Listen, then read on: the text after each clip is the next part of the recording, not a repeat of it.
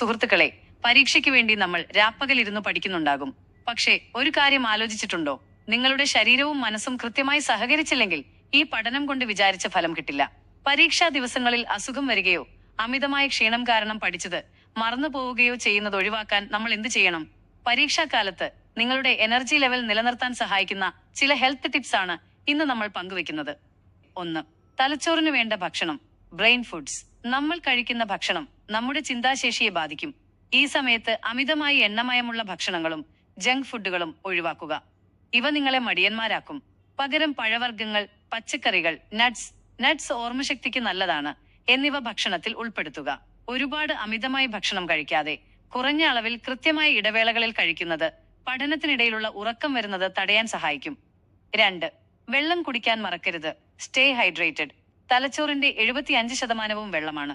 ശരീരത്തിൽ വെള്ളം കുറഞ്ഞാൽ തലവേദനയും ഏകാഗ്രതക്കുറവും അനുഭവപ്പെടും.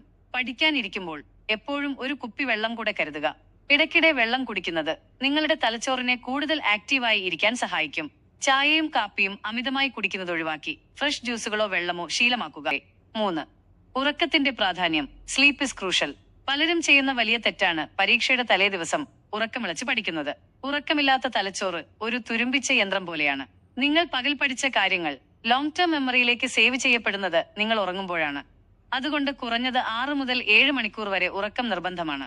നന്നായി ഉറങ്ങി ഉണർന്നാൽ മാത്രമേ പരീക്ഷാ ഹാളിൽ കാര്യങ്ങൾ വേഗത്തിൽ ഓർത്തെടുക്കാൻ സാധിക്കൂ. 4. ചെറിയ വ്യായാമങ്ങൾ. Keep moving. മണിക്കൂറുകളോളം ഒരേ ഇരിപ്പിരുന്ന് പഠിക്കുന്നത് ശരീരത്തിന് നല്ലതല്ല.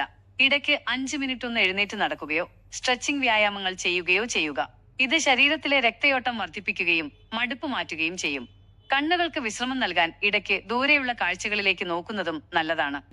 ഓർക്കുക, ആരോഗ്യവാനായ ഒരു വിദ്യാർത്ഥിക്ക് മികച്ച വിജയം നേടാൻ കഴിയൂ. നിങ്ങളുടെ ശരീരത്തെ സ്നേഹിക്കുക, ഒപ്പം കഠിനമായി പരിശ്രമിക്കുക. പരീക്ഷാകാലത്തെ നിങ്ങളുടെ ഭക്ഷണരീതി എങ്ങനെയാണ് എന്ന് താഴെ കമന്റ് ചെയ്യൂ. ഈ വീഡിയോ നിങ്ങളുടെ എല്ലാ കൂട്ടുകാർക്കും ഷെയർ ചെയ്യുക.